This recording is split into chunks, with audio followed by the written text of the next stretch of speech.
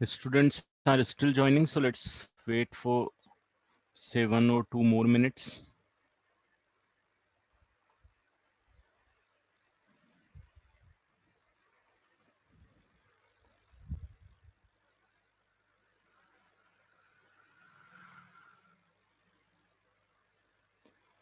चलो तो this is your first lecture right? थोड़ा सा चैट बॉक्स पे एक्टिव रहना. Fine, great, good. तो have you got the booklet, first booklet? No? Okay fine. पता है कौन सा टॉपिक चालू करना है?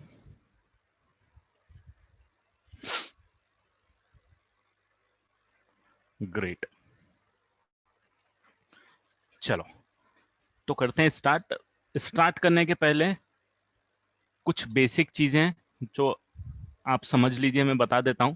जिस तरीके से हम आगे का कोर्स को प्रोसीड करेंगे, जिस तरीके से होमवर्क देंगे, आपको होमवर्क करके लेके आना है, बुकलेट के क्वेश्चन सॉल्व करना है, वो सारी चीजों के बारे में थोड़ा सा रफ आइडिया हम लोग बात कर लेते हैं. ठीक है?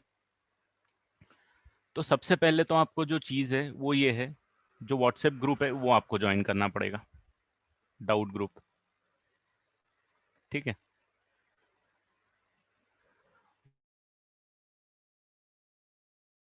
वो आपको अभी चैट बॉक्स में मिल जाएगी. लिंक आपको अभी चैट बॉक्स में मिल जाएगी, आप ज्वाइन कर लेना. ठीक है? रिकॉर्डिंग्स उस पर ही भेज दूंगा मैं.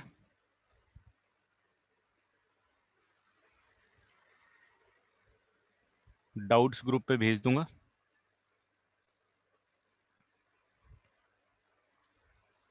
ठीक है? होमवर्क ग्रुप पे भेजूंगा. वो जो भी हम लोगों के डिस्कशन होंगे वो सारे कहाँ पे होंगे? ग्रुप पे होंगे. हाँ, अभी तक मैंने लिंक भेजी नहीं है बेटा. अभी भेजता हूँ मैं थोड़ी देर में. अभी सबको ज्वाइन कर लेने दो, उसके बाद अपन मैं लिंक भेज दूंगा, आप लोग ज्वाइन कर लेना. ठीक है? तो this is how the proceeding will be. ठीक है? जो लेक्चर होगा उसकी रिकॉर्डिंग भी आपको ग्रुप पे मिल जाएगी, डाउट ग्रुप पे. आपको होमवर्क भी, करस्पॉन्डिंग होमवर्क भी रहेगा, वो डाउट ग्रुप पे मिल जाएगा, या फिर हम क्लास में डिस्कस कर लेंगे. ठीक है? अब few things which you need to take care is कि आपको जो होमवर्क है उसको रेगुलर करना है. ठीक है? होमवर्क रेगुलर करना है. जिस दिन जो होमवर्क बोल रहा हूँ वो कंप्लीट करके जरूर आना बेटा, क्योंकि मैथ्स जो है, मैथ्स प्रैक्टिस का खेल है. आप लेक्चर समझ भी जाओगे तो भी आपसे जरूरी नहीं है कि क्वेश्चन हो, क्योंकि क्वेश्चन जब मैथ्स में सॉल्व करोगे आप, तो जितनी प्रैक्टिस आप करोगे उतना ज्यादा आप सॉल्व कर पाओगे. तो that thing you need to keep in mind कि the most important thing for JEE is practice. तो प्रैक्टिस जितना करोगे आप, उतना आपको बेनिफिशियल होने वाला है. तो इसीलिए होमवर्क करना आपको बहुत ज़रूरी है. सिर्फ अगर आपने लेक्चर अटेंड किया है, सिर्फ लेक्चर अटेंड किया है, तो आपको कॉन्सेप्ट समझ में आ जाएगा, बट वो ज़्यादा टाइम तक रिटेन नहीं हो पाएगा. और रिटेन नहीं हो पाएगा, भूलने लगोगे, कॉन्फिडेंस भी लो होने लगेगा, नंबर भी कम होने लगेंगे. ठीक है? तो you need to keep this thing in mind कि आपको रेगुलर होमवर्क की प्रैक्टिस तो करनी करनी है, और जो भी मैं बुकलेट वगैरह आपको देने वाला हूँ उसकी भी आपको प्रैक्टिस टाइम टू टाइम करनी है. दूसरी चीज, एक और बहुत इंपॉर्टेंट चीज है जो स्टूडेंट स्टार्टिंग से मिस कर जाते हैं और उनको बहुत टाइम बाद समझ में आता है कि this is very important thing, and that thing is notes. बहुत ही इंपॉर्टेंट चीज है बेटा. इसको तो आप बिल्कुल भी कॉम्प्रोमाइज मत करना. कॉम्प्रोमाइज मत करने का मतलब ये है कि हर एक जो भी लेक्चर में मैं आपको बता रहा हूँ, वो सारी की सारी चीजें आपको क्या करनी है? नोट करनी है उसके अंदर, है ना? क्योंकि क्या होगा कि आज क्वाड्रेटिक पढ़ रहे हो, फिर ट्रिग्नोमेट्री पढ़ोगे, फिर जो दूसरे चैप्टर्स आप पढ़ोगे बाद में, suppose you are studying fourth chapter, first chapter आप थोड़ा भूल जाओगे, थोड़ा याद रहेगा, कहीं कुछ कॉन्सेप्ट आपके मिस हो जाएंगे. इस केस में आपको क्या करना पड़ेगा कि जो आपके नोट्स हैं उनको रिवाइज करना पड़ेगा. तो अब नोट्स रिवाइज करना पड़ेगा, तो डेफिनेटली आपके नोट्स अच्छे होने चाहिए, वो डिटेल्ड नोट्स होने चाहिए। जो भी क्लास में आपको टीचर पढ़ा रहे हैं, जिस भी तरीके से समझा रहे हैं, वो चीज़ें वहाँ लिखी हुई रहेंगी, और आप एक बार सिर्फ स्कैन करोगे तो जो चीज़ आपने मिस करी है वो चीज़ आप सीख जाओगे। क्लियर? तो this is a very important thing. ये शुरू में स्टूडेंट्स बहुत मिस करते हैं और फिर बाद में उनको बहुत प्रॉब्लम्स होती हैं। तो आई डू नॉट वांट कि आप लोगों के साथ ऐसा हो। Notes the first important thing, homework is the second important thing, and then practice practice practice. This three things are the most important thing. अगर ये तीनों चीज आपने कर ली है तो फिर you will be very comfortable with JEE mains or whatever exam you will be going to give after 12th. ठीक है? तो आई होप ये सारी चीजें आपको क्लियर हो गई है रिगार्डिंग अवर कम्युनिकेशन के हम लोग कहाँ पे चीजें आपस में डिस्कस करने वाले हैं। तो हमारा व्हाट्सएप ग्रुप जो रहेगा वहां पे डिस्कस करने वाले हैं। और दूसरी चीज है, आपको किस तरीके से प्रोसीड करना है। तो आपको कुछ इस तरीके से प्रोसीड करना है कि आपको नोट्स बहुत अच्छे से बनाना है और आपको होमवर्क टाइम टू टाइम करना है विदाउट कॉम्प्रोमाइज। ठीक है? And in case if you are having any problem we can discuss, हम लोग बात कर पाएंगे, ग्रुप पे बात करेंगे, क्लास में बात करेंगे। If you want personal chat भी कर सकते हैं, आप मुझे इन्फॉर्म कर देना, that thing we will take care of it. तो I hope I am clear till now. Any doubt, anything you want to discuss with me till now?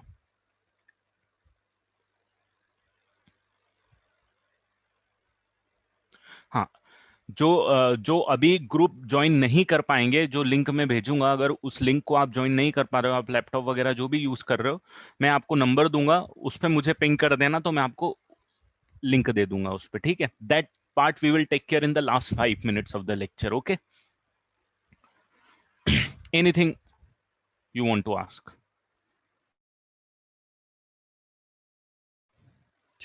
Booklet वगैरह भी आपको ग्रुप पे ही मिल जाएंगी फिर सारी। चलो, आगे बढ़ेंगे अब।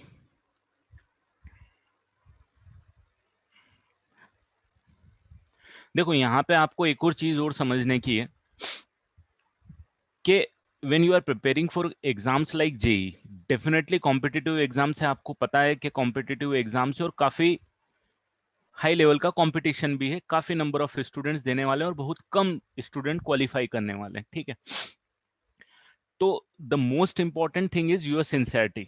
जितना आप सिंसियरली ये वाली सारी चीजें करोगे, उतनी अच्छे से आपकी जेई की एग्जाम क्रैक होने वाली है, या जो भी एग्जाम आप फ्यूचर में देने वाले हो।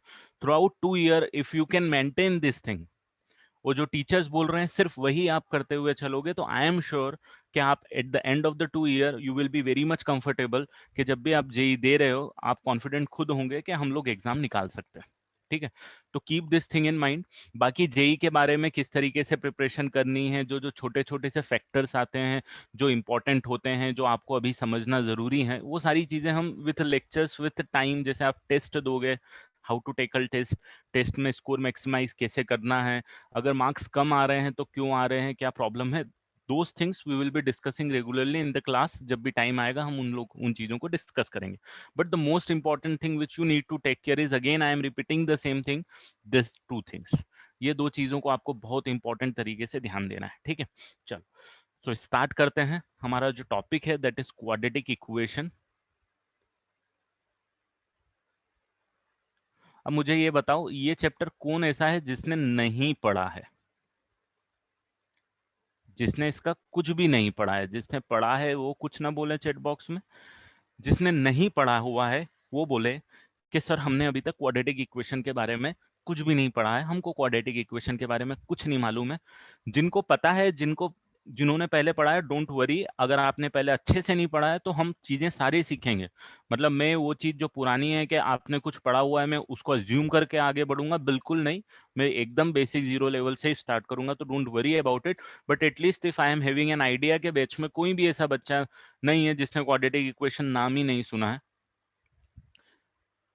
तो ठीक है, चलो, सबने कहीं ना कहीं क्वाड्रेटिक इक्वेशन पढ़ा हुआ है। कुछ बेसिक चीजों से स्टार्ट करते हैं हम लोग। सबसे पहले मुझे ये बताओ, what do you mean by the polynomials?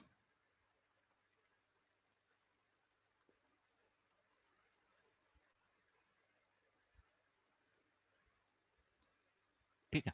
What do you mean by the polynomials? आप डेफिनेशन जो है आपकी चैट बॉक्स में डालोगे, एंड थोड़े से एक्टिव रहोगे अभी। What do you mean by polynomials?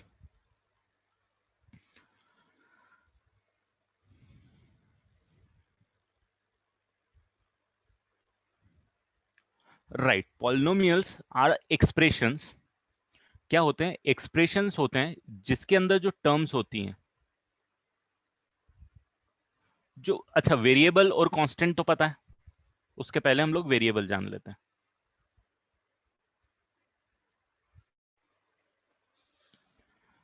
Variable जैसे ये एक्सप्रेशन आपको 2x+3 मिला है, तो इसके अंदर ये जो x है, this is what, this is variable. जो चीज वेरी कर सकती है that is called the variable, right? Basic चीज है। अब पॉलिनोमियल का मतलब क्या हो गया? Polynomial expression in which the power of variable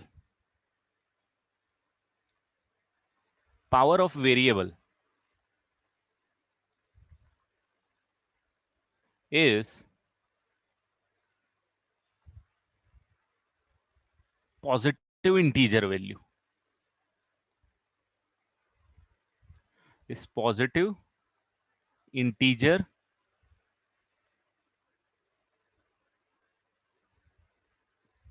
value. Example, अगर मैंने ये जो पहले ही लिखा था 2x+3, इसके अंदर variable is x, right? And the power of the variable x, the power of the variable is 1। तो जहां भी वेरिएबल यूज हुआ है वहां पे, हर एक पोजीशन पे, हर एक जगह पे पावर क्या होनी चाहिए? 1। इस केस में 1, या फिर पॉजिटिव इंटीजर वैल्यू होनी चाहिए, राइट? पॉजिटिव इंटीजर वैल्यू होनी चाहिए। तो जब भी power of variable is positive integer value, that expression is called the polynomial. ठीक है, तो पावर यहां पे कितनी हो गई है? 1। अब मुझे ये बताओ,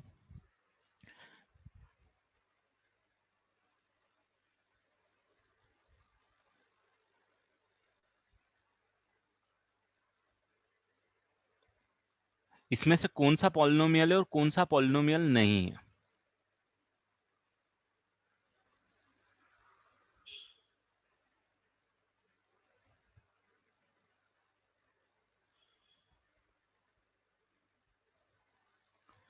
first is polynomial, is this a polynomial? Is this a polynomial?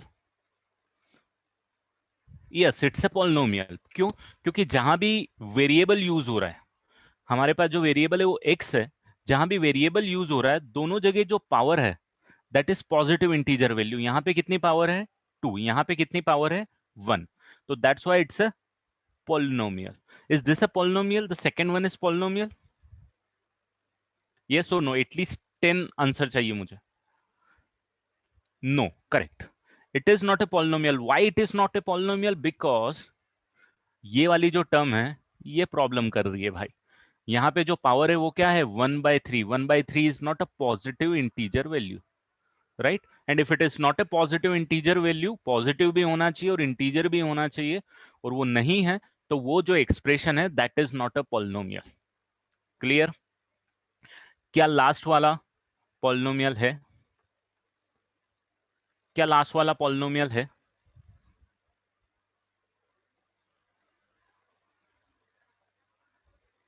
मैं वेट कर रहा हूं, अभी भी बहुत आंसर आ रहे हैं, बहुत मिक्सअप आंसर आए इस बार मेरे को। यस और नो?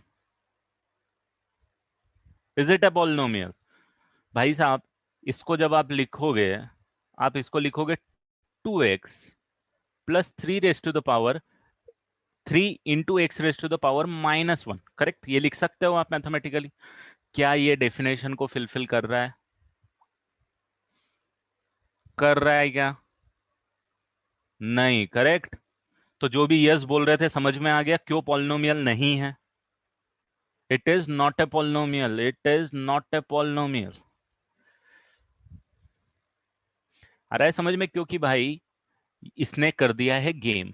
इसने क्या गेम कर दिया है? इसने पावर ले लिया -1, which is not A positive integer value, that's why it is not a polynomial. Polynomial में एक और इंपॉर्टेंट चीज, I am not at all concern about number of terms. ठीक है भाई, नंबर ऑफ टर्म्स क्या होनी चाहिए? तो मैं यहां पे लिख देता हूं पॉइंट, कि no limitations on number of terms. एक टर्म होगी चलेगा, दो टर्म होगी चलेगा। एक सेकेंड है,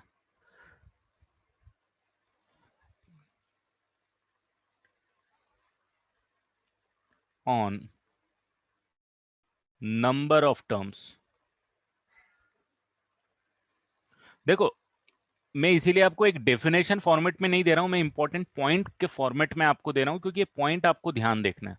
जैसे कि ये वाला हो गया, this is the first point जो कि इंपॉर्टेंट है, और this is the second point जो मैं यहाँ पे लिख रहा हूं कि इसमें नंबर ऑफ टर्म्स में कोई लिमिटेशन नहीं है भाई। एक टर्म होगी चलेगा, दो टर्म होगी चलेगा, तीन टर्म होगी चलेगा, 100 टर्म होगी, 1000 टर्म होगी, 10,000 टर्म होगी चलेगा। There is no limitation on polynomial.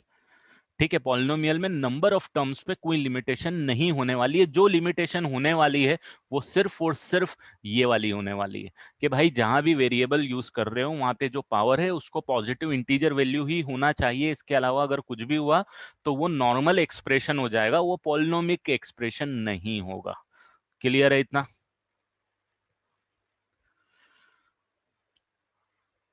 ठीक है, तो इतना नोट कर लो सबसे पहले, उसके बाद हम लोग आगे बढ़ेंगे।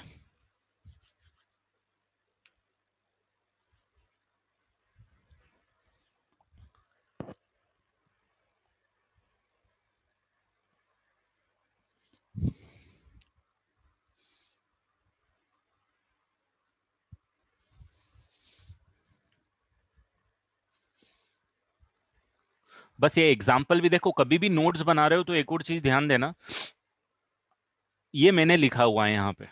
जब आप हेडिंग डाल रहे हो, जैसे पॉलिनोमियल डाला आपने, पहला पॉइंट लिखा भाई power of variable is positive integer value, this is a very important point. ये आपने किया, उस पर स्टाफ मार्क कर दिया, डब्बा बना दिया, जैसे आपको करना, हाईलाइटेड करना है उसको आपने हाईलाइट कर दिया।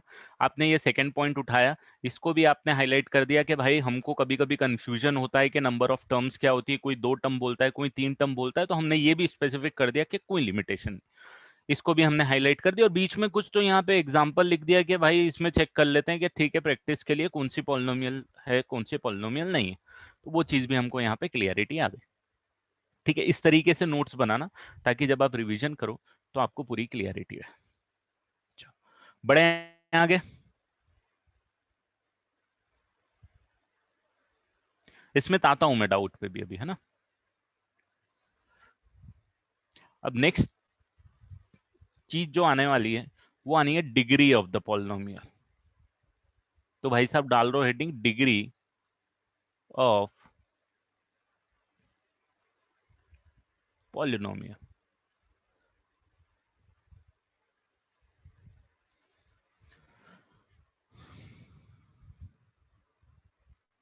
तो हाईएस्ट पावर जो होने वाली है, highest power of variable,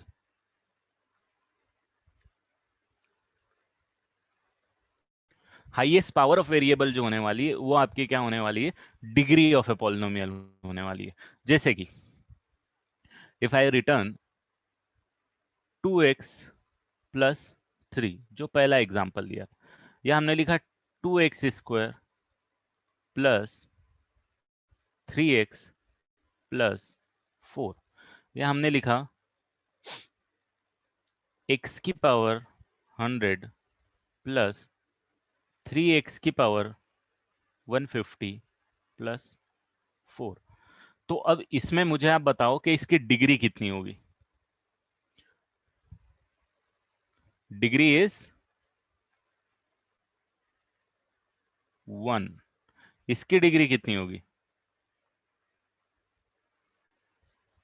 degree is 2। इसकी डिग्री क्या होगी, 150।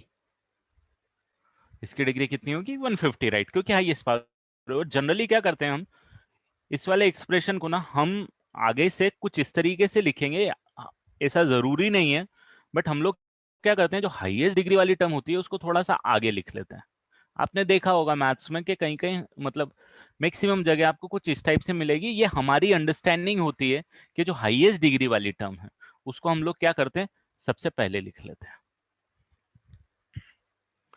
ठीक है,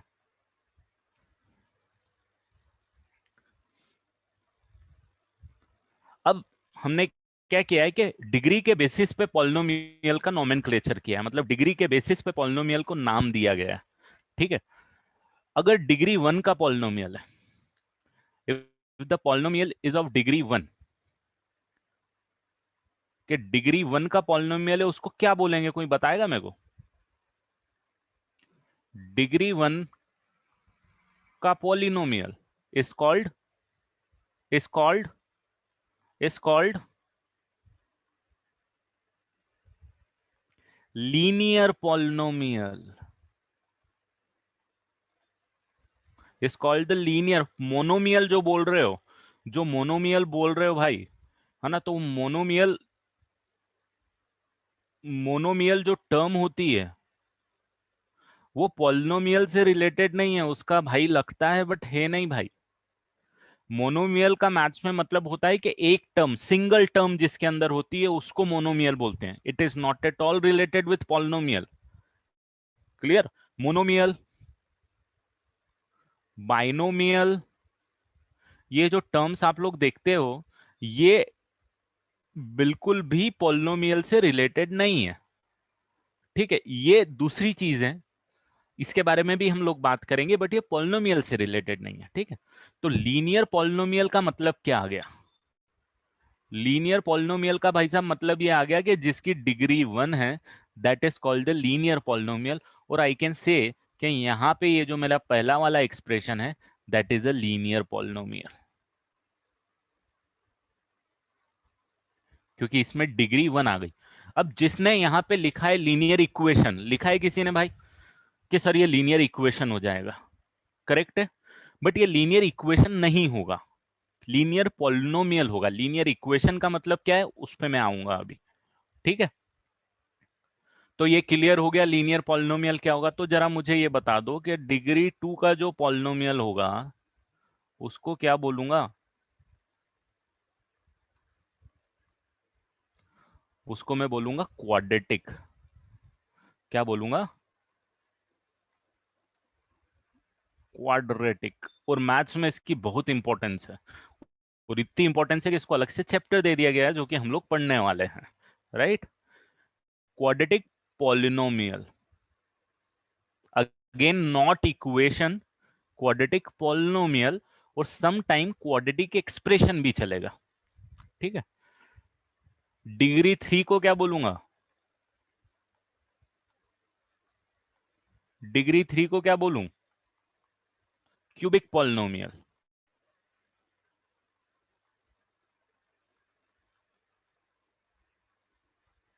है ना। बहुत, डिग्री 3 भी बहुत इंपॉर्टेंट है। आगे जाके जब आप मैथ्स पढ़ोगे, डीप में घुसोगे, नेक्स्ट ईयर कैलकुलस पढ़ोगे, उसमें आपको पता चलेगा कि नहीं, क्यूबिक का भी अपना बहुत इंपॉर्टेंस है। फिर आता है हमारे पास डिग्री 4 को क्या बोलेंगे, जरा बताओ? By quadratic, correct. It is called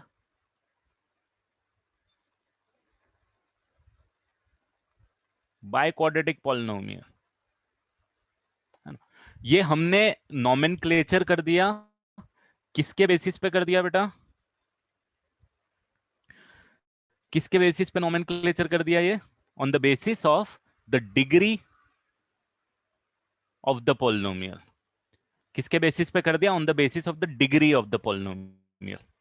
ठीक है,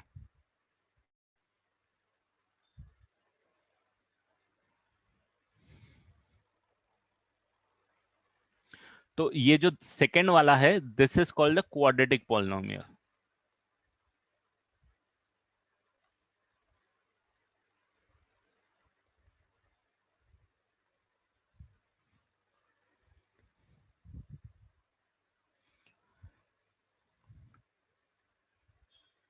चलो, अगर मैंने आपको ये दिया कि भाई -3x² प्लस या -5x+4, is this a quadratic polynomial? Is this a quadratic polynomial? इसमें x² के साथ -3 लिखा हुआ है। Right, correct, it's a quadratic polynomial, क्योंकि पॉलिनोमियल की डेफिनेशन ये होती है कि जहां भी वेरिएबल इन्वॉल्व है पॉजिटिव इंटीजर वैल्यू पावर हो उसकी, यहाँ पावर 2 है और ये सेकंड वाले में पावर कितनी है इसकी, 1 है, तो इट्स अ क्वाड्रेटिक पॉलिनोमियल, बिल्कुल क्वाड्रेटिक पॉलिनोमियल। कितनी टर्म्स, नंबर ऑफ टर्म्स है,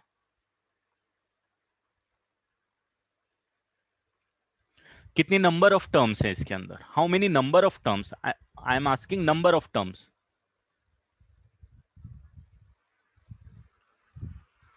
नंबर ऑफ टर्म्स 3 है, करेक्ट,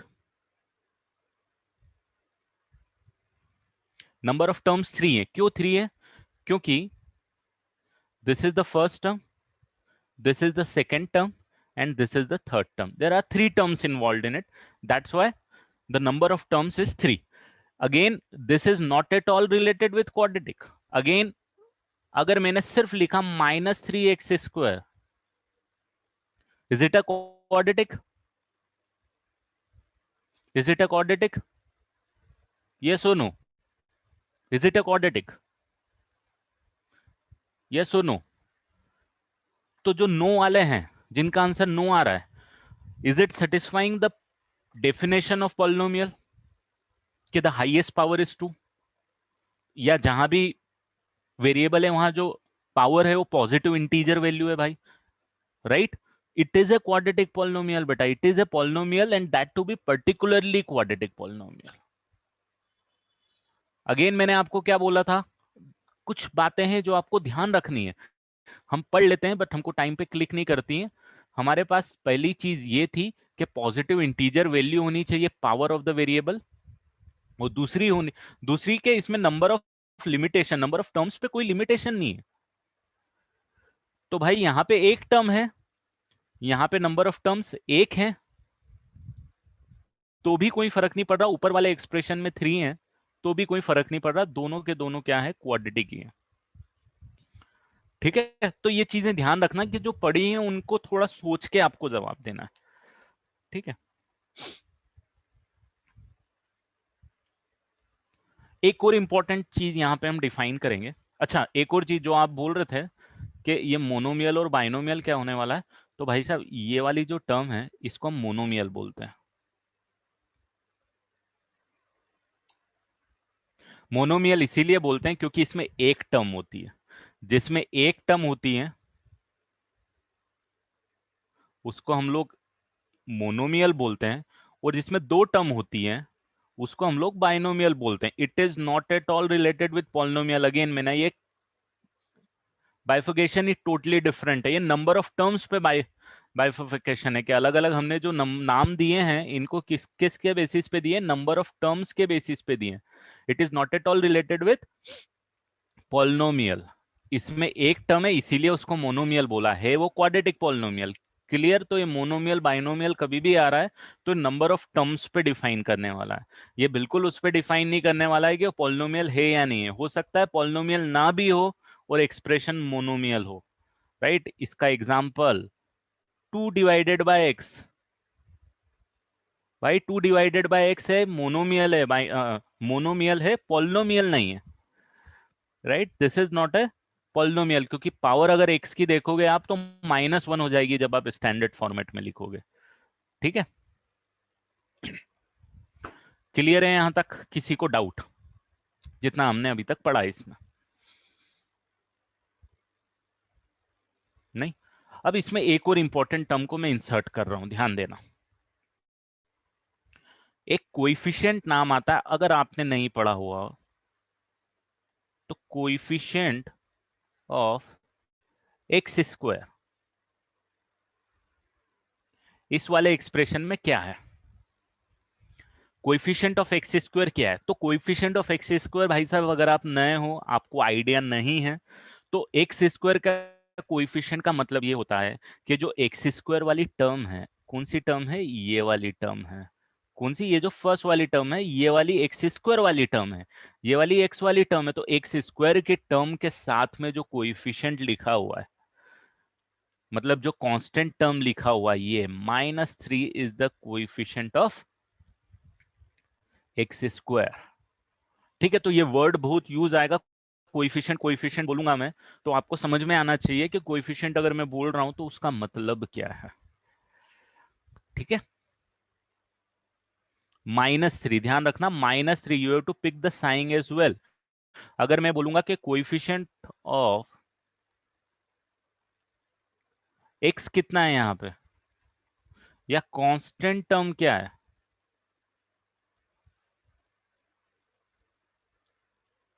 तो कोएफिशिएंट ऑफ एक्स मतलब एक्स के साथ में जो -5, कांस्टेंट टर्म क्या है, कांस्टेंट टर्म क्या है, 4। आ रहा है समझ में? तो ये चीजें हैं जो बेसिक चीजें हैं, बेसिक टर्म्स हम लोग यूज करने वाले हैं जब भी हम चैप्टर को आगे पढ़ेंगे। तो ये चीजें आपको समझ में आना चाहिए कि कोएफिशिएंट अगर मैं बोल रहा हूं तो मैं क्या चीज बोल रहा हूं। तो ये सारी की सारी चीजें आपको नोट करनी है बेटा, ठीक है।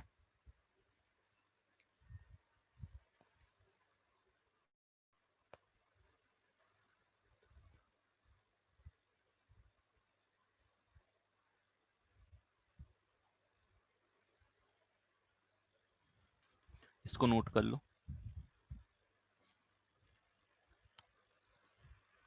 कांस्टेंट टर्म मतलब the term which is independent of x, that is called the constant term. हाँ, binomial can have negative power like 2x plus 1 by x. It's a binomial because it is having two terms. Negative power भी हो सकती है, कुछ भी हो सकती है। यहां पे देखो, आप क्या पूछ रहे थे, कांस्टेंट टर्म। कांस्टेंट टर्म का मतलब ये होता है, ये वाली जो टर्म है आप देखो, 4 is independent of the variable, right Rajshri? इसमें कोई वेरिएबल इन्वॉल्व नहीं है, ये 4 अकेला है बेचारा।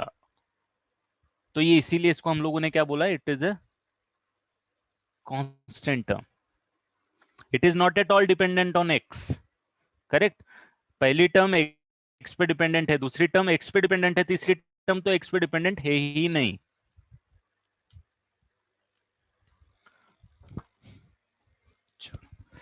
लिख लिया दोस्तों, बढ़े आगे।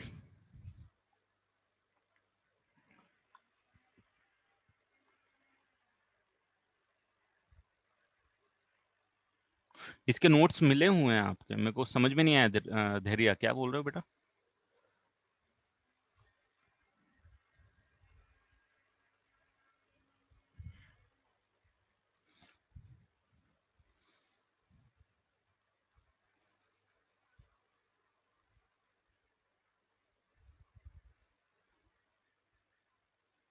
हाँ, वो प्रीशा और धैर्य, ये नोट्स नहीं है, वो एक्चुअली क्या है, वो आपको बुकलेट मिली है, that is your booklet.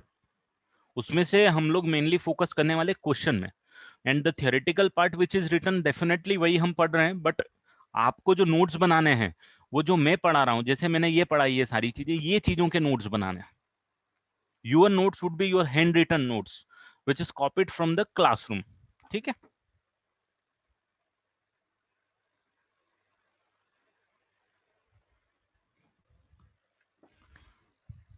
Got it. तो क्वाड्रेटिक के बारे में और बात करते हैं भाई। क्वाड्रेटिक एक्सप्रेशन या क्वाड्रेटिक पॉलिनोमियल, अब आगे से जब भी मैं रिप्रेजेंट करूंगा, मेरा जो जनरल एक्सप्रेशन होगा a x square plus b x plus c करके बोलूंगा, है ना। नहीं, 5-6 डिग्री भी बिल्कुल आपको आएंगे बेटा, इसमें कोई लिमिटेशन नहीं है, बट हम जो नोमेनक्लेचर करते हैं जनरली 4 तक के लिए ही करते हैं, जरूरत नहीं पड़ती है इससे ज्यादा। एक्सप्रेशन तो आप डिग्री 100 डिग्री 1000 कुछ भी देख सकते हो मैथ्स में, there is no limitation of the power. But generally हम उनका नोमेनक्लेचर नहीं करते, हम सिर्फ लीनियर क्वाड्रेटिक क्यूबिक तक ही रह जाते हैं नोमेनक्लेचर करने में, नाम देने में। बाकी यूज तो हम कुछ भी कर लेंगे, ठीक है। तो क्वाड्रेटिक एक्सप्रेशन जो होगा वो कुछ इस टाइप से होगा, इसका जनरल रिप्रेजेंटेशन जो होगा वो ये होगा, ठीक है। This is the general representation. तो कहीं भी हमको क्वाड्रेटिक एक्सप्रेशन लिखना है, नोमेनक्लेचर का मतलब ये हो सकता है कि उसका नाम दिया अपन ने, जस्ट नेम दिया, उस प्रोसेस को नोमेनक्लेचर बोल सकता है, ठीक। जनरल,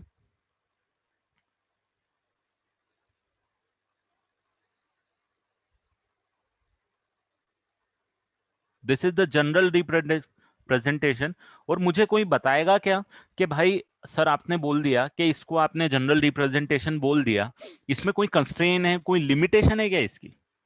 भाई ये क्वाड्रेटिक है, मैंने बोला ये क्वाड्रेटिक है, इसकी कोई लिमिटेशन है क्या? एक आंसर आया मेरे पास रुचिर का, सही है।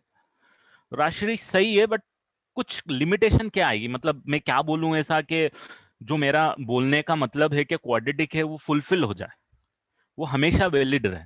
वो ये आएगा भाई साहब कि ए जो है वो जीरो नहीं होना चाहिए, ए जीरो नहीं होना चाहिए। अगर ए जीरो हो गया तो आपका गेम हो जाएगा। क्या गेम हो जाएगा? एक्स स्क्वायर के टर्म ही खत्म हो जाएगी। अभी एक्स स्क्वायर के टर्म ही खत्म हो जाएगी तो वो क्वाड्रेटिक नहीं बचेगा, वो तो लीनियर बच जाएगा। ठीक है, तो ये कंस्ट्रेंट है, कभी भी आपको क्वाड्रेटिक मिल रहा है या सिर्फ आपको बोला है कि क्वाड्रेटिक एक्सप्रेशन है, तो ये वाली जो चीज है ये आपके लिए, आपको समझ में है, आपको पता है ये कि भाई ए जीरो के बराबर नहीं होगा। अगर ए जीरो के बराबर हो गया, मान लो कभी आ गया, आएगा कभी, बट ए जीरो के बराबर आ गया तो क्वाड्रेटिक के फंडे नहीं लगेंगे उसमें। समझ में आ रहा है क्या? अगर ए जीरो आ गया तो किसके फंडे लगेंगे? लीनियर के फंडे लगेंगे। समझ में लीनियर के फंडे लगेंगे। तो जो लीनियर है, हम जनरली उसको कैसे रिप्रेजेंट करेंगे? उसको रिप्रेजेंट करेंगे एक्स प्लस बी से। अगर हमको क्यूबिक लिखना पड़ा, हमको जनरल एक्सप्रेशन कभी भी क्यूबिक करके चालू करना है, तो आप देखोगे आप उसको generally a x cube plus b x square plus c x plus d करके चालू कर दोगे। करेक्ट, फॉर्मूला डिवाइड हो जाएगा जीरो से। करेक्ट बोल रहे हैं रुचिर, उस पर बाद में बात करूंगा मैं, नहीं तो दूसरे बच्चे कंफ्यूज हो जाएंगे। बट तू सही बोल रहा है, बोल सही रहा है, तू फील सही कर रहा है, बट थोड़ा मैथमेटिकली गलत बोल रहा है। क्यों बोलेगा अभी समझ में आएगा। था ये समझ में आ गया भाई कि ए जीरो के बराबर नहीं होना चाहिए, पहली चीज। अब हम लोग बढ़ते हैं थोड़ा और आगे। एक बहुत इंपॉर्टेंट चीज सीखने वाले हैं हम लोग, बहुत इंपॉर्टेंट चीज सीखने वाले हैं, जिसमें आपने, जैसे मैंने पहला क्वेश्चन पूछा भी था, तो आपने किसी ने एक वर्ड यूज किया था, इक्वेशन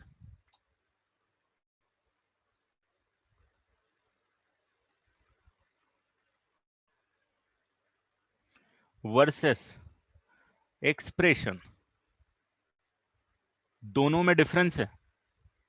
कभी भी आप बोल रहे हो भाई इक्वेशन बोल रहे हो या आप क्वाड्रेटिक एक्सप्रेशन बोल रहे हो, दोनों में डिफरेंस है। राइट, क्वाड्रेटिक इक्वेशन को मतलब ये होता है कि you are equating it, equating things,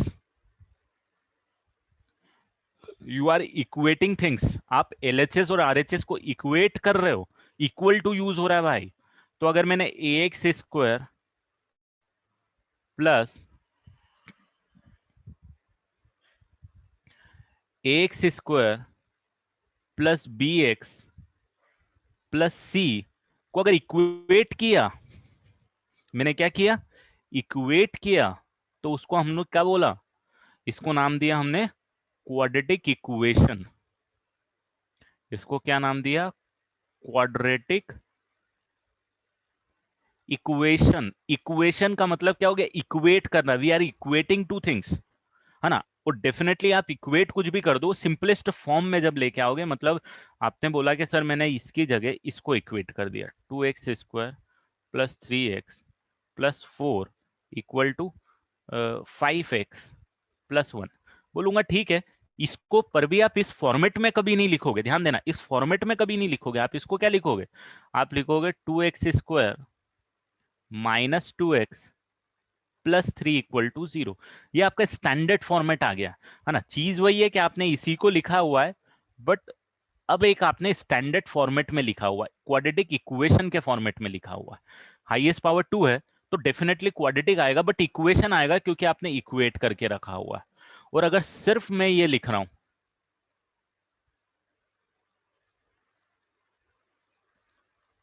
तो इसको मैं क्या बोलूंगा? इसको बोलूंगा एक्सप्रेशन। ये एक्सप्रेशन है, ये इक्वेशन नहीं है। या पॉलिनोमियल बोल दो या एक्सप्रेशन बोल दो, दोनों चलेगा। राइट? तो एक्सप्रेशन और इक्वेशन में आपको डिफरेंस पता चलना चाहिए। कभी भी इक्वेशन बोला है तो we are equating two things, expression बोला है तो इक्वल टू का साइन इन्वॉल्व नहीं है, that is only basic expression, right? तो ये आपको समझ में आना चाहिए। एक्सप्रेशन और इक्वेशन के बारे में और बात करेंगे, बट पहले सबसे पहले ये जो चीज लिखी है इसको नोट कर लो।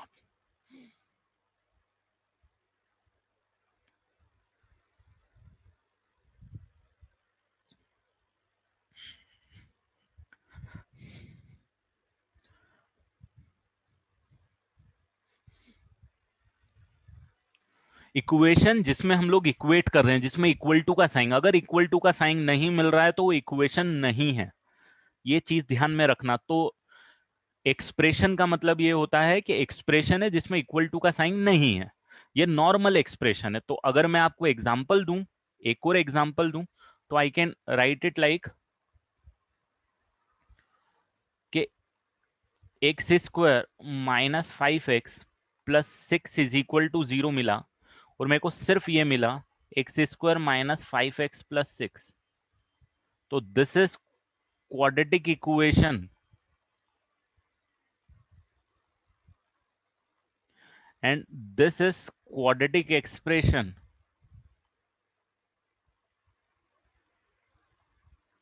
और आपको लॉजिकल मतलब अभी नेक्स्ट स्लाइड में मैं और समझाऊंगा। अगर आपको कुछ इस टाइप से मिला 2x plus 3 equal to 0, this is linear equation. Linear equation, आपने पता है नाम दिया है linear, right? Linear polynomial, linear expression. तो इसको अगर आपने इक्वेट किया और हाईएस्ट पावर आपके पास डिग्री 1 का है तो that is called the linear equation.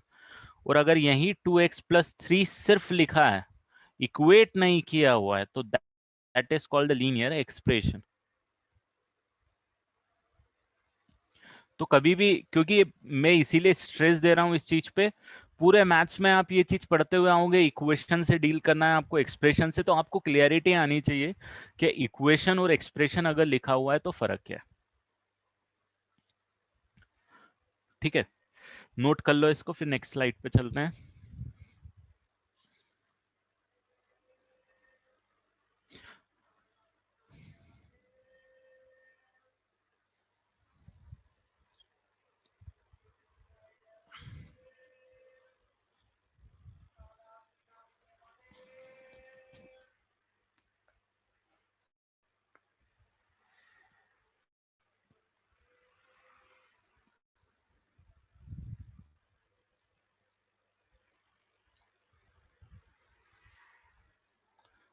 चलो, लिख लिया। अब देखो यहाँ पे बहुत इंपॉर्टेंट चीज पे आता हूं मैं, जो इस चैप्टर को ओपन करेगा। अभी तक हमने चैप्टर स्टार्ट नहीं किया, अभी तक तो हम बेसिक चीज ही सीख रहे थे भाई, एक्सप्रेशन क्या होता है, इक्वेशन क्या होता है, क्वाड्रेटिक क्या होता है, लीनियर क्या होता है, क्यूबिक क्या होता है, राइट? अब अगर मैंने आपको बोला कि भाई साहब मैंने ये लिखा हुआ है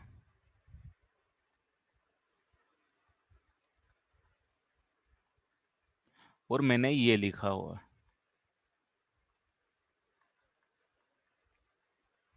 ठीक है, दोनों में क्या अंतर है जरा बताओ मेरे को, दोनों में क्या अंतर है? लेफ्ट हैंड वाला क्या है? लेफ्ट हैंड वाला क्या है? Equation, right? That to be quadratic equation, that to be particularly quadratic expression, degree 2 है, क्वाड्रेटिक है। राइट वाला क्या है? राइट वाला क्या है? एक्सप्रेशन है। कौन सा एक्सप्रेशन है? Is it a polynomial?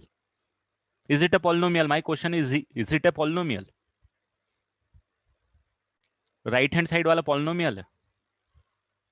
Yes, it's a polynomial. Is it's a quadratic polynomial? Yes, it's a quadratic polynomial, right? चलो यहां तक क्लियर। अब मैंने आपसे बोला यार ऐसा करो, आप x इज इक्वल टू 1 इसमें पुट कर दो और x इक्वल टू 1 इसमें पुट कर दो। करा?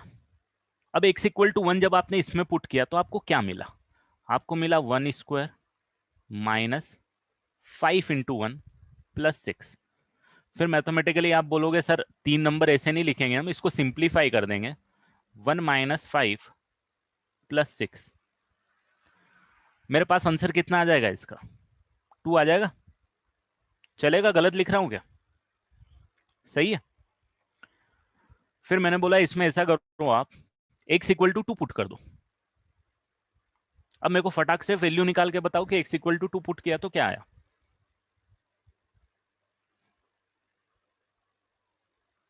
2² माइनस 5 × 2 +6, 0 आ गया क्या। x is equal to 3, x equal to 4, put करते जाओ करते जाओ। x की कितनी वैल्यूज पुट कर सकते हो आप, आपकी मर्जी, आपको जो पुट करना है आप पुट कर दो, कोई दिक्कत नहीं है। एक्सप्रेशन इसकी कितनी वैल्यू आ जाएगी, 9 + 6 15 -15 0। और 4 पे कितनी आ रही है भाई,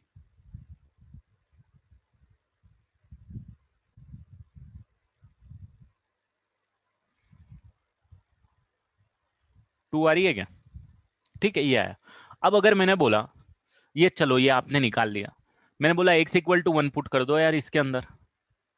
आप पुट करोगे तो आपके पास आएगा 1² माइनस 5 × 1 +6 इक्वल टू 0। फिर आप बोलोगे सर ये तो जो है 2 इक्वल टू 0 आ रहा है, ये क्या हो गया, ये तो ऐसा थोड़ी होता है मैथ्स में। 2 इक्वल टू 0 होता है क्या भाई, 2 तो 2 होता है, 0 तो 0 होता है। तो मैं बोलूंगा कि यार आप ना x इक्वल टू 1 इसमें पुट नहीं कर सकते हो, आप x इक्वल टू 1 इसमें पुट नहीं कर सकते हो, आप x इक्वल टू 1 इसमें पुट कर सकते हो।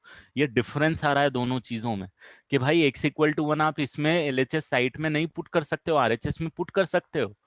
क्यों नहीं पुट कर सकते हो LHS में, क्योंकि आपको कुछ मैथ्स में ऐसा मिल गया कि जिसने आपके होश उड़ा दिए। 2 इक्वल टू 0 मिल गया भाई, 2 इक्वल टू 0 थोड़ी होता, गलत है। अभी भाई ये गलत है तो x इक्वल टू 1 पुट करना भी गलत है। आया क्या समझ में, दोनों में डिफरेंस समझ में आ रहा है।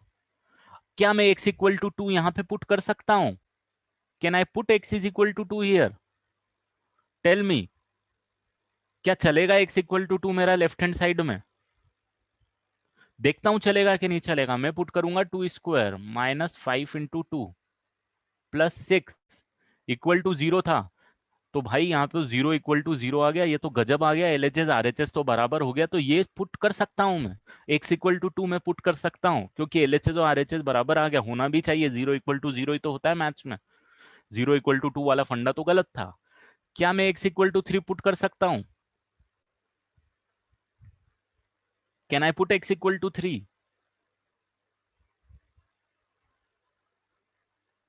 क्या LHS और RHS इक्वल आ रहे हैं, yes I can put x equal to 3। Can I put x equal to 4, no I cannot put x equal to 4 again. क्यों, क्योंकि LHS और RHS में फिर मेरे को वही दिक्कत आएगी। क्या आएगी, 2 इक्वल टू 0 आएगा, which is not allowed, I can not put. तो यहाँ पे अब जो मेन हमारे पास कंटेंट आ रहा है, जो हम बात करने वाले हैं, कि in equation, in expression, in expression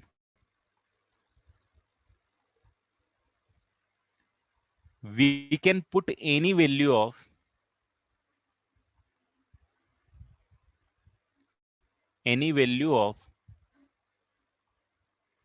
variable. Definitely bracket में मैं यहां पे चलाऊंगा अलाउड वैल्यूज।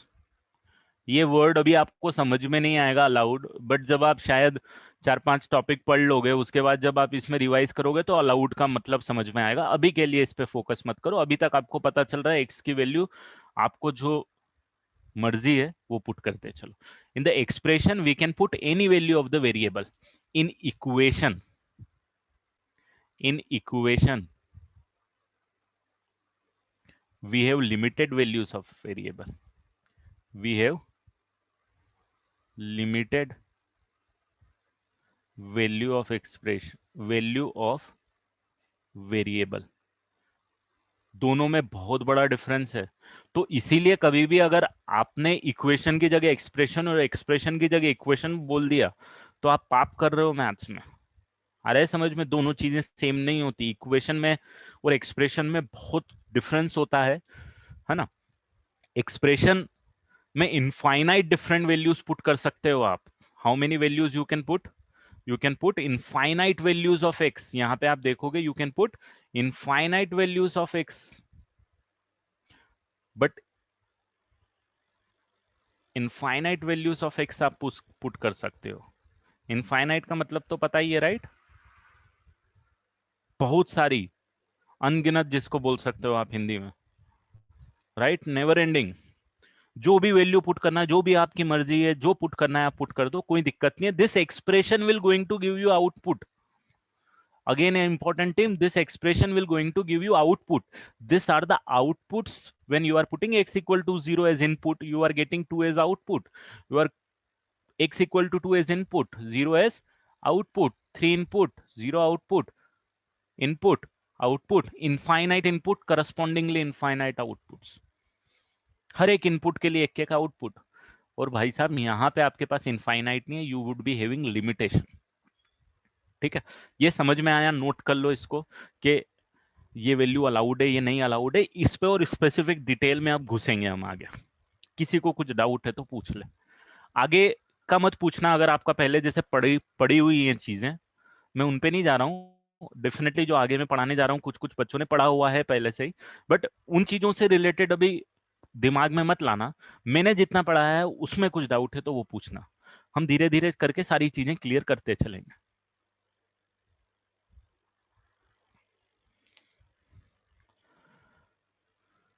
ठीक है, अब यहां पे मैं एक और चीजें एक और चीज, बहुत इंपॉर्टेंट चीज इंट्रोड्यूस कर रहा हूं। ठीक है, सबसे पहले इसके टर्म्स में डिफाइन कर रहा हूं।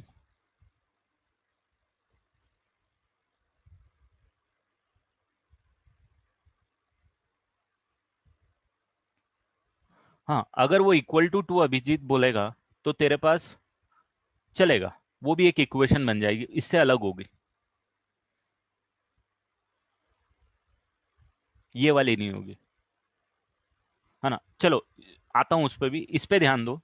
वैल्यूज, ध्यान देना, बहुत important definition. Values of variable which satisfy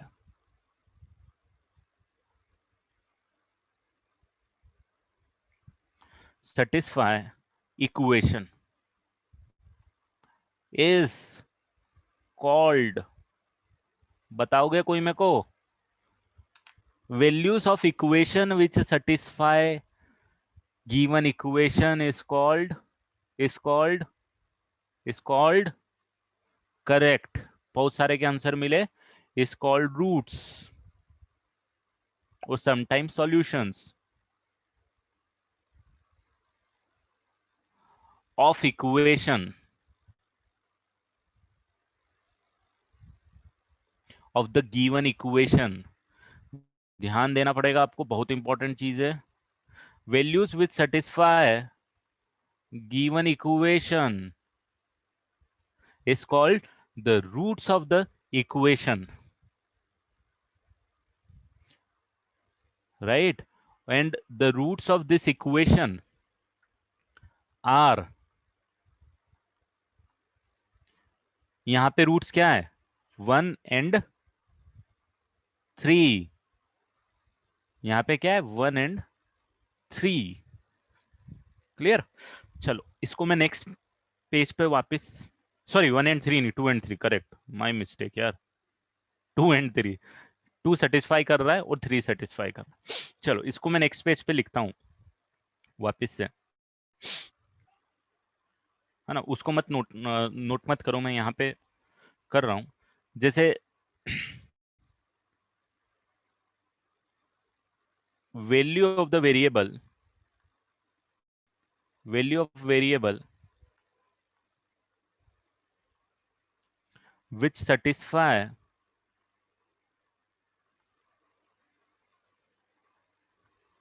given equation is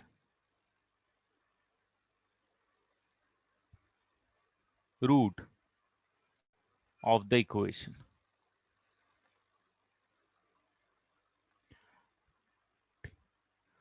example, x square minus 5x plus 6 equal to 0, जो आपका पिछले पन्ने पे था। तो इसके रूट्स क्या हो गए? 2 एंड 3, क्योंकि 2 और 3 जब आप पुट कर रहे थे, आप देखो 2 और 3 जब आप पुट कर रहे थे तो इक्वेशन सेटिस्फाई हो रही थी, बाकी और किसी वैल्यूज के लिए सेटिस्फाई नहीं हो रही थी, राइट? वो डिटेल में घुसेंगे, कंफ्यूज मत होना और चीजों में। तो मैं यहाँ पे हेडिंग डाल रहा हूँ रूट्स। तो रूट्स का मतलब क्या हो गया? रूट्स का मतलब ये हो गया कि जो इक्वेशन को सेटिस्फाई कर रहा है वो रूट हो गया इक्वेशन का। अगर मैंने एक क्वेश्चन ये पूछा, मान लो इज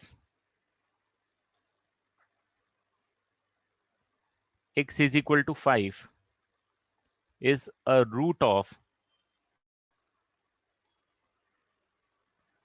एक्स स्क्वायर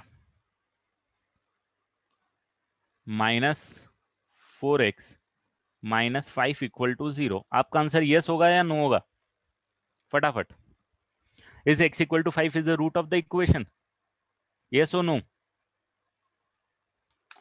कैसे पता करोगे? आप पुट करके देखोगे कि 5 को अगर मैं पुट करता हूं तो 5 स्क्वायर माइनस 4 इंटू 5 माइनस 5 कितना आता है? तो ये आता है 0। तो आप बोलोगे कि 0 इक्वल टू 0 आ रहा है सर, यस। तो आपका आंसर होगा yes, x equal to 5 is the root of the equation. आया समझ में रूट ऑफ द इक्वेशन का मतलब? Next is zeros, right? Zero भी आपने पढ़ा हुआ है, तो यहां पे ये जो आपने पढ़ा था x इज इक्वल टू 2 पे वैल्यू 0 आ रही थी, x इक्वल टू 3 पे वैल्यू 0 आ रही थी। तो यहां पे मैं ये बोल सकता हूं कि सबसे पहले एग्जांपल ही लेता हूं कि भाई जो एक्सप्रेशन था मेरे पास, ये एक्सप्रेशन था मेरे पास, मैंने इक्वल टू इसमें लगाया नहीं था, तो मैं बोलूंगा जो इसके जीरो से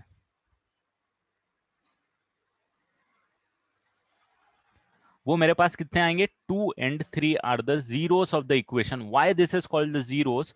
तो मैं यहां पे डेफिनेशन लिख रहा हूं, value of variable, value of variable which make the value of expression as 0, value of expression is 0 is called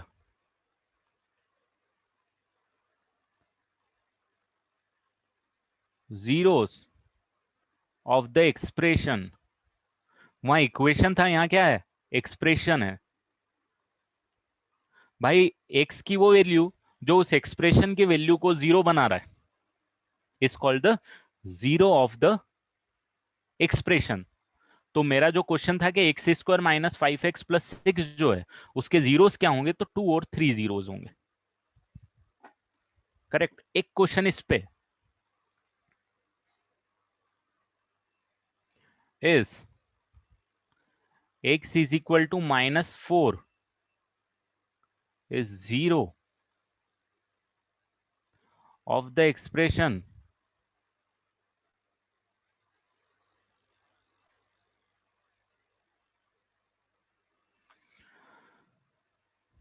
एक सेकेंड, हाँ,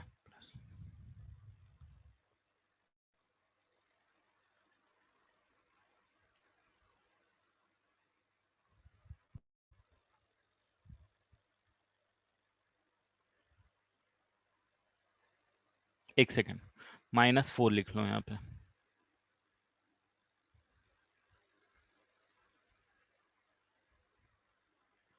यस और no? Is x equal to -4 is zero of the expression?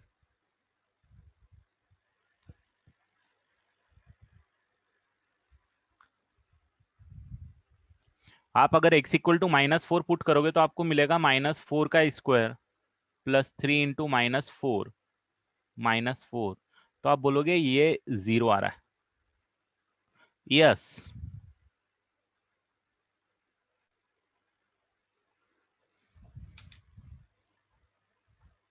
Correct, it is a zero of the expression. तो I hope आपको समझ में आया roots का मतलब क्या होता है और जीरोस का मतलब क्या होता है, और इसको डिटेल में समझेंगे, बट टर्म्स को समझना आपको बहुत जरूरी है। ये रूट्स है और ये जीरो है। हाँ, आपको कुछ सिमिलैरिटी तो लगी रही है रूट्स और जीरोस के बीच में, करेक्ट, कि रूट्स जो हैं और जीरोस जो हैं कुछ कुछ हम रिलेट कर सकते हैं, बट आपको ध्यान देना है कि हम जनरली रूट्स डिफाइन करते हैं इक्वेशन के लिए, जीरोस डिफाइन करते हैं एक्सप्रेशन के लिए। ठीक है, किसके लिए? जीरोस को डिफाइन करते हैं हम एक्सप्रेशंस के लिए। भाई ये एक्सप्रेशन के लिए डिफाइन किया, और रूट्स को जो हम डिफाइन करते हैं इक्वेशन को, बट कहीं कहीं क्या होता है, इंटरचेंज कर लेते हैं वो लोग, मतलब ऐसा इशू नहीं है। आपको अगर इक्वेशन देके जीरोस बोला है तो अंडरस्टैंडिंग है कि रूट्स के बारे में बात कर रहा है, अगर एक्सप्रेशन देके रूट्स बोला है तो अंडरस्टैंडिंग है कि जीरोस के बारे में। जनरली नहीं मिलेगा, but in case if it is, if you are getting it, तो you should be knowing it कि ठीक है ये टर्म्स हैं, चलता है, ऐसा कोई हार्ड एंड फास्ट नहीं है। बट हाँ, अगर आप लॉजिकली बात करोगे, मैथमेटिकली, तो रूट्स जो होते हैं वो इक्वेशन के होते हैं, या ठीक है, जीरोस जो होते हैं वो पॉलिनोमियल एक्सप्रेशन के होते हैं। राइट, मैं उसी पे आऊंगा दिशिता, उन दोनों में रिलेट करेंगे, क्योंकि पूरे चैप्टर में हमको क्या है ना, आप एक चीज ध्यान देना, पूरे चैप्टर जब अपन पढ़ेंगे ना यार, अपन कभी कभी इस पे डील करते हुए नजर आएंगे और कभी कभी हम इस पे डील करते हुए नजर आएंगे। दोनों अपने आप में चीजें बहुत अलग अलग है भाई। तो मेरे को पहले समझाना यही है आपको कि ये दोनों चीजें अलग हैं, बट हम दोनों चीजों को रिलेट करेंगे।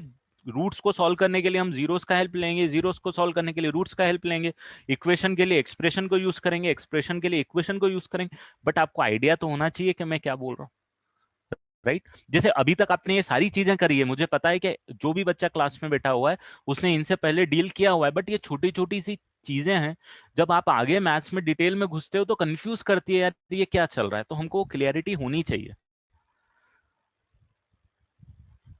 We can relate it, definitely we can relate it. अब आपको क्लियरिटी भी आई होगी कि रिलेट कर पाएंगे हम आगे और सीखेंगे। मैंने वही आपको शुरू में बोला कि आपने भले ही पढ़ा हुआ है, डजेंट मैटर, हम बेसिक से ही चलेंगे और एक एक चीज हम सीखेंगे, ताकि आगे कुछ कंफ्यूजन का सवाल नहीं हो हमारा। ठीक है, अब यहाँ पे ये आ गया, ये क्लियर है भाई? किसी को कुछ डाउट इसमें? सर जीरो क्या बोल दिया, रूट्स क्या बोल दिया, तो कुछ डाउट इसमें? डेफिनेशन आपने नोट्स कॉपी में लिख ली है, एक एक एग्जाम्पल भी आपने लिख लिए हैं। आपको इससे रिलेटेड होमवर्क मिल जाएगा बेटा ग्रुप पे, ठीक है? तो एक हैंड्स ऑन भी हो जाएंगे आपके, कि भाई चलो ठीक है, थोड़ी सी प्रैक्टिस भी हो गई अपनी।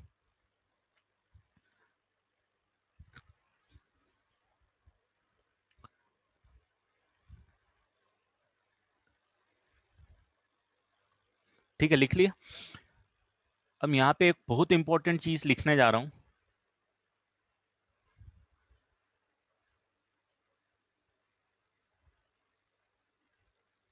Maximum number of roots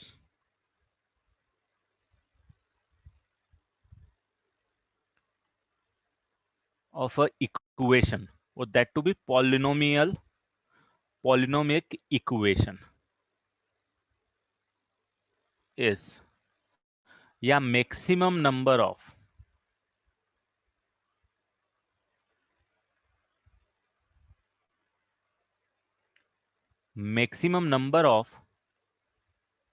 zeros of a polynomial expression। ये कोई बताएगा मेरे को कितना होता है? भाई साहब ये बताएगा कोई मेरे को कितना होता है? किसी को कुछ आइडिया हो तो एग्जांपल लिखूंगा यहाँ। Maximum number of roots of a quadratic polynomial, of a quadratic equation. एक सेकेंड,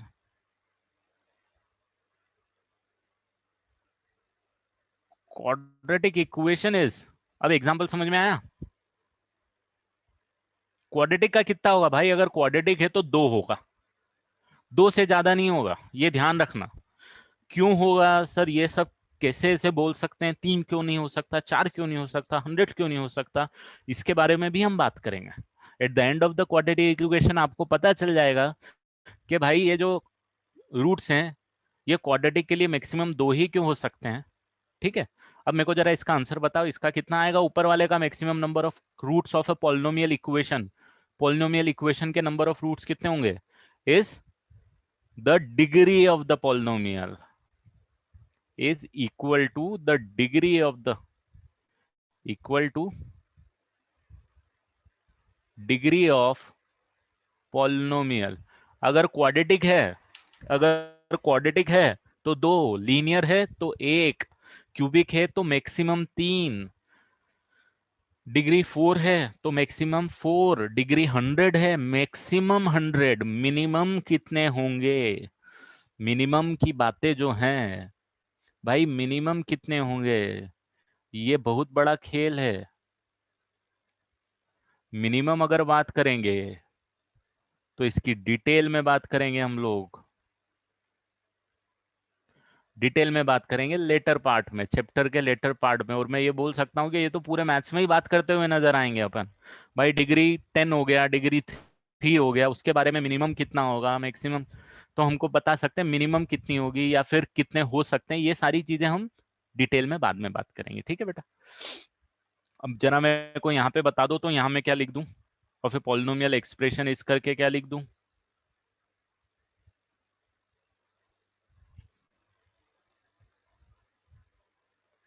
इस डिग्री ऑफ पॉलिनोमियल लिख दूं, राइट।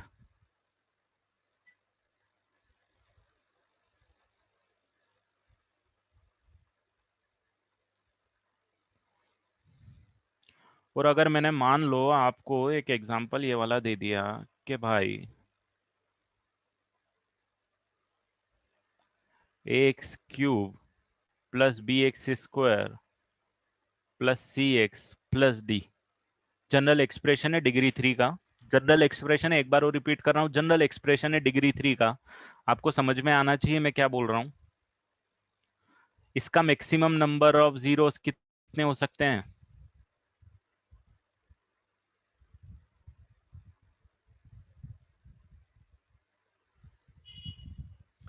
3 हो सकते हैं। करेक्ट, समझ में आ रहा है। क्वाड अगर इक्वेशन लिख देता मैं डिग्री 3 में तो आप बोलते रूट्स होते सर मैक्सिमम 3।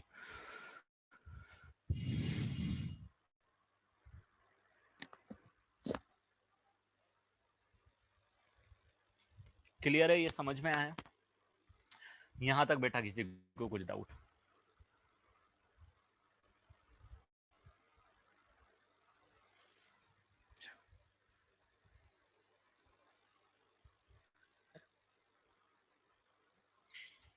अब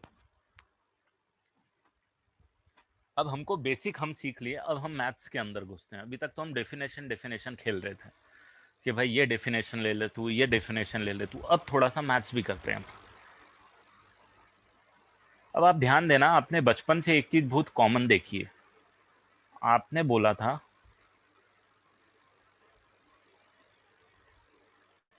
solve 2x plus 3 equal to 0।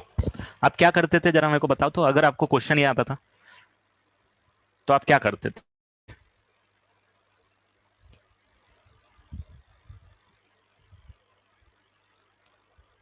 आप करते थे ठीक है, सॉल्व करने के लिए बोला तो मैं इसको क्या करता हूं, इसका सॉल्यूशन लिख देता हूं यहाँ पे, और मैं सॉल्यूशन लिख देता हूं, और मैं बढ़िया से 2x प्लस 3 इक्वल टू 0 लेके चालू करूंगा। मैं 2x इज इक्वल टू -3 करूंगा, और x इज इक्वल टू -3/2 करके ये छोड़ के आ जाऊंगा। करेक्ट, यही करते थे, यही किया आपने। सॉल्व करने को बोला, आपने सॉल्व करके देख। आपने निकाला क्या, आपने क्या निकाला, क्या जरा मुझे ये बताओ। आपने x की वैल्यू निकाली।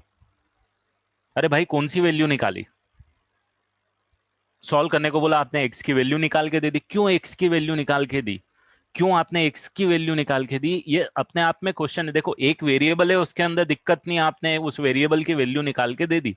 क्यों निकाली। अब यहाँ पे एक चीज ध्यान दो कि कभी भी वो कोई भी चीज सॉल्व करने को बोल रहा है, they are asking they are asking, they are asking, बताओ जरा, they are asking for value of x, value of x which satisfy the equation. ध्यान देना, ये हमने अभी तक ध्यान नहीं दिया होगा, but which satisfy the equation, satisfy the equation. अब ये जरा देखो यहाँ पे, if you are putting x is equal to -3/2 भाई, तो ये 2 × -3/2 + 3, ये होगा ना एलएचएस वाला पार्ट, एलएचएस यही होगा, कोई डाउट तो नहीं है? -3 + 3 आ गया 0, बोल दोगे एलएचएस इक्वल टू आरएचएस, कर दिया सेटिस्फाई। तो ओवरऑल अगर आपको कोई भी अगर ये बोल रहा है कि सॉल्व करके दो, तो सॉल्व करके दो, तो क्या पूछ रहा है? वो पूछ रहा है भाई मेरे को एक्स की वैल्यू दो जो इक्वेशन की सेटिस्फाई करेगा। कभी भी आपको एक्सप्रेशन में सॉल्व करने को नहीं बोलेगा वो। ऐसे सॉल्व करके सिर्फ एक्सप्रेशन दे देगा तो क्वेश्चन का लॉजिक ही नहीं बनेगा। क्लियर? तो जो भी अभी तक आप करते हुए आए हो मैथ्स में भाई साहब, आप रूट निकाल रहे थे उसके, बहुत जगह आप देखो कहीं भी आपने वेरिएबल की वैल्यू निकाली है, तो you are solving for the root of the equation. और आपको ये पता है, आपको यहाँ पे एक और चीज ध्यान देना, मैं बोल रहा हूँ वापिस ध्यान देना, लिखेंगे नहीं, ध्यान देना, कितने डिग्री की इक्वेशन है ये? कितने डिग्री की इक्वेशन है ये? फटाफट बताओ। डिग्री 1 की इक्वेशन है, इसमें तो कोई डाउट नहीं है। भाई साहब कितनी एक्स की वैल्यू होगी जो इसको सेटिस्फाई करेगी? कितनी एक्स की वैल्यू रहेगी जो सेटिस्फाई करेगी? मैक्सिमम एक ही रहेगी, वही तो निकाल के आपने दिए उसको। आपने दो वैल्यू निकाली क्या एक्स की? निकलेगी नहीं, क्योंकि लीनियर है तो एक ही तो निकलेगी, दो कहां से निकाल के दे दोगे? आ रहा है क्या समझ में? तो कभी भी आपको सॉल्व करने के लिए किसी इक्वेशन को बोल रहा है तो उसको समझो कि वो आपको रूट निकालने के लिए बोल रहा है। ये सिर्फ मैंने इसीलिए बताया कि आपको जो हमने पढ़ा है उसका इंपॉर्टेंस समझ में आए। आप सॉल्व इसको पहले भी करते थे, आप सॉल्व इसको अभी भी करोगे और वैसे ही सॉल्व करोगे जैसे आपने पहले सॉल्व करी है। बट द डिफरेंस इज कि अब आप क्या कर रहे हो, आपको थोड़ा सा वो डिटेल में घुस गए हो आप। इसके और भी डिटेल में हम घुसेंगे, चीजें सीखेंगे मैथमेटिकली कि मैथ्स काम कैसे करता है, जब वो थोड़ा इंटरेस्टिंग बनेगा, राइट? नहीं तो मजे नहीं आएंगे। तो अब अगर मैंने आपको बोला, आई होप ये अब आपको समझ में आ गया कि सॉल्व करने को बोल रहा हूं तो आप क्या करने को बोल रहा हूं। अब अगर मैंने आपको ये क्वेश्चन की जगह ये दिया कि भाई साहब अब मेरे को ऐसा करो, आप सॉल्व करके दे दो x² -7x + 6 = 0, तो आपको क्या करना है? आपको x की वैल्यू निकालना है जो इसको सेटिस्फाई करेगी। क्या कोई ऐसा है जिसको एक्स की वैल्यू निकालना नहीं आता है? मेरे को फ्रेंकली बोल देना, मेरे को कोई प्रॉब्लम नहीं है बेटा, मैं सिखाऊंगा ये। मैं अभी भी, आप कोई नहीं बोलेगा कि सर हमको नहीं आता, सबको आता है, जब भी मैं सिखाऊंगा, क्योंकि छोटी छोटी चीजें हैं जो मुझे सिखानी है, जो आपको आगे जाके मैथ्स में यूज आएंगी। ठीक है? कोई ऐसा है जिसने इसको कभी नहीं निकाला है, जिसने इसको सॉल्व नहीं किया हुआ है? Is there anyone? सॉल्व किया हुआ है बेटा सबने? तो फटाफट मेरे को एक्स की वैल्यू निकाल के बता दो।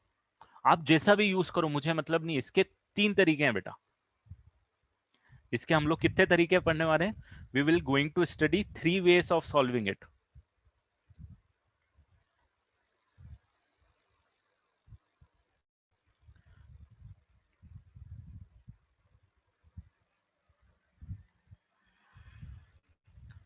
3 ways to solve for x अपन सीखने वाले हैं क्वाड्रेटिक में।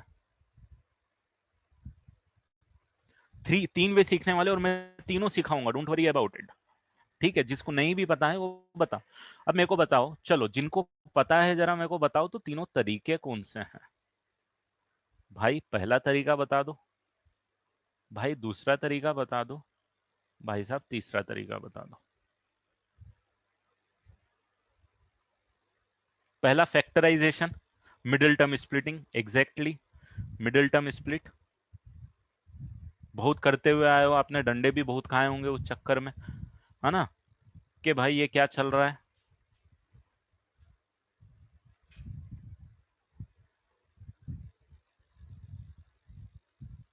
और इसको आप क्या बोलते हो? एक और टर्म बोलते हो इसको, फैक्टराइजेशन भी बोलते हो। पूरा का पूरा चैप्टर पढ़ लिया आपने फैक्टराइजेशन पे, राइट? खैर 10th की एग्जाम तो नहीं थी, बट 10th में पढ़ा तो है।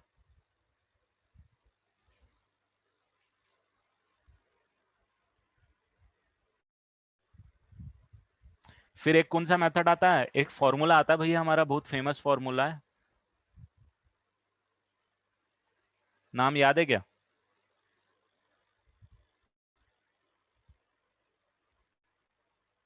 याद है फॉर्मूले का नाम? क्वाड्रेटिक का जो फॉर्मूला आता है, yes right, Sridharacharya, correct. Indian origin name, Indian origin formula. हाँ, उसमें यूज करते हैं बेटा अपन discriminant, but the formula is called the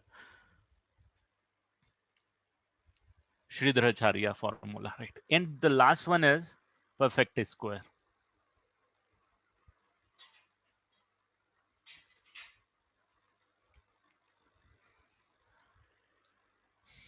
perfect square बना के हम लोग इसको निकालते हैं। ये तीन तरीके हैं। If you are comfortable very good, if you are not comfortable मैं आपको सिखाने वाला हूँ मिडिल टर्म स्प्लिट भी कैसे करना है, और फॉर्मूला भी कैसे लगाना है, और परफेक्ट स्क्वायर भी कैसे बनाना है।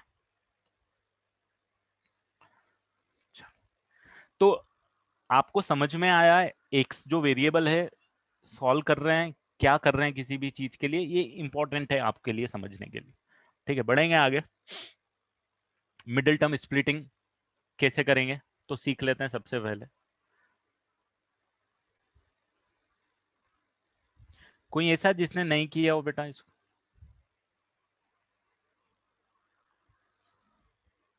You have to split this term into two parts, इसीलिए इसका नाम क्या है, मिडिल टर्म स्प्लिटिंग है। इसको कुछ नहीं छेड़ना है, या पहले वाले टर्म को कुछ नहीं छेड़ना है, लास्ट वाले टर्म को कुछ नहीं छेड़ना है, फर्स्ट एंड मिडिल वाली टर्म को कुछ इस तरीके से ब्रेक करना है आपको, कुछ इस तरीके से ब्रेक करना है आपको कि the multiplication of this two terms should be equal to the multiplication of this. मतलब जो मेन लॉजिक है वो कुछ इस टाइप से है कि -7x को कुछ ऐसे ब्रेक करना है आपको कि -6x और एक -6x हो गया और एक -x हो गया, such that the multiplication of this two must be equal to the multiplication of first and the last term. 6 multiply by x square कितना होता है, 6x² हो गया, तो multiplication must be equal to 6x²। तो इन दोनों को when you multiply it you will get 6x²। This how the logic works, right. तो बस अब, और फिर then what you do is, इन दोनों में से x कॉमन ले लोगे, x-6 बचेगा, इन दोनों में से -1 कॉमन ले लोगे, x-6 बचेगा,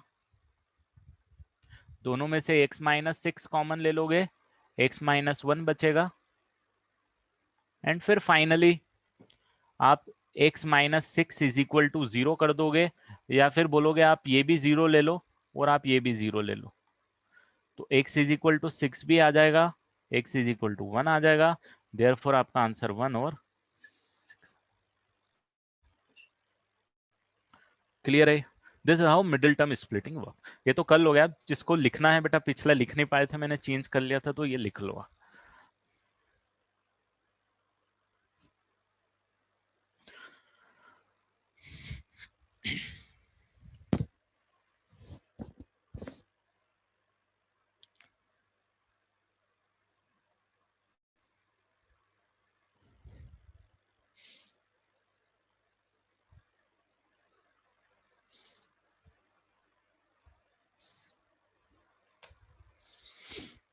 चैट बॉक्स में आपको लिंक मिल गई है बेटा, ज्वाइन कर लो ग्रुप।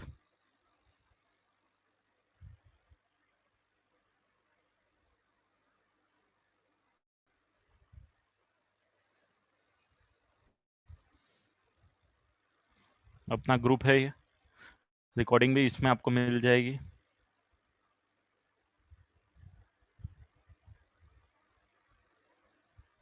और जो नहीं है वो मुझे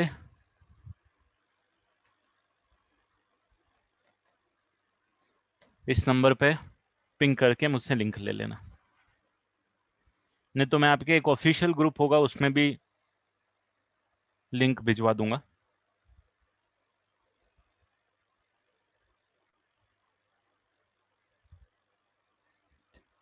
अब यहाँ पे एक और चीज ध्यान देना बेटा, अभी क्या होगा, एक चीज इंपॉर्टेंट है, ध्यान देना। आप देखोगे आज का लेक्चर आपने सुना किया, मैंने कुछ नई चीज नहीं पढ़ाई है आपको। हो सकता है आपका एक लुक जो होता है चीजों के लिए वो मैंने थोड़ा सा चेंज किया हो। जैसे ये इक्वेशन को सॉल्व करना है तो पहले आप सिर्फ सॉल्व करके दे देते थे, बट आपकी अब अंडरस्टैंडिंग है कि हम एक्स की वैल्यू निकाल रहे हैं, तो क्यों एक्स की वैल्यू निकाल रहे हैं और कौन सी एक्स की वैल्यू निकाल रहे हैं।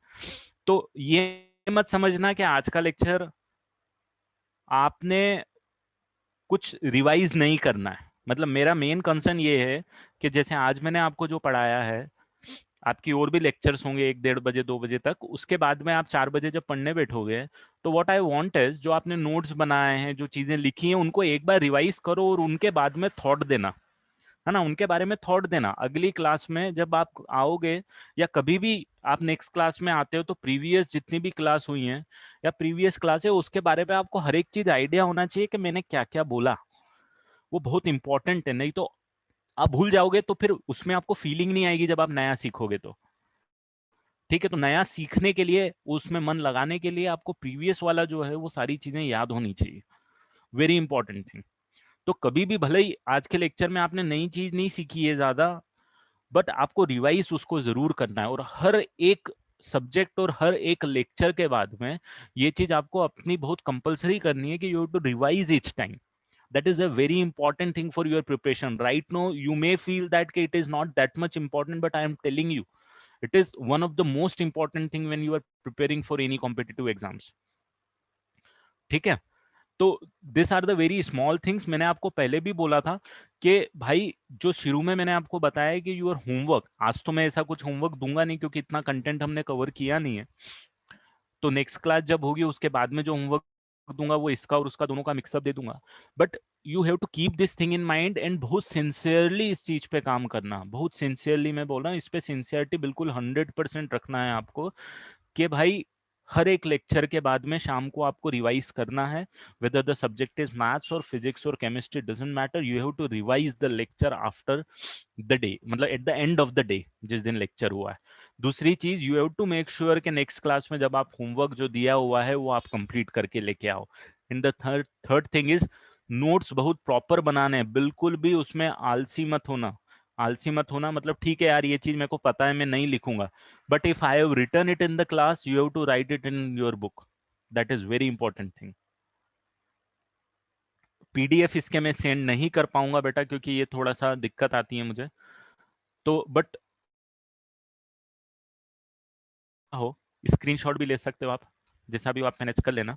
ठीक है, आई विल ट्राई कि अगर मैं भेज सकता हूँ, बट अगेन उस पर 100% श्योर नहीं हूँ।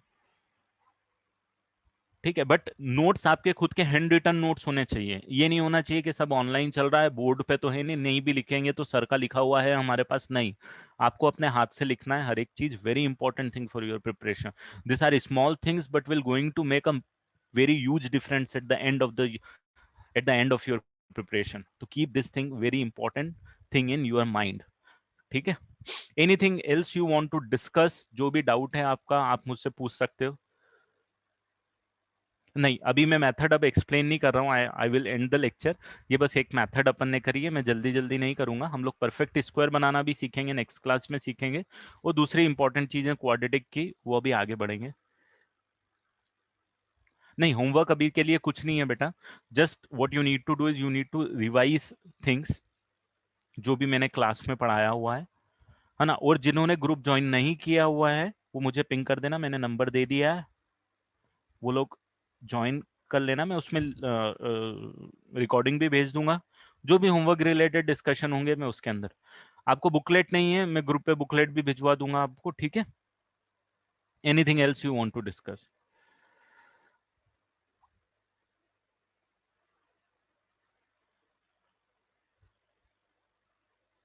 और otherwise that's all from my side for today. Am I Audible?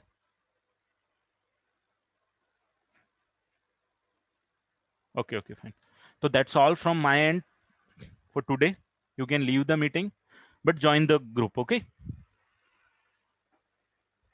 Bye bye and take care everyone.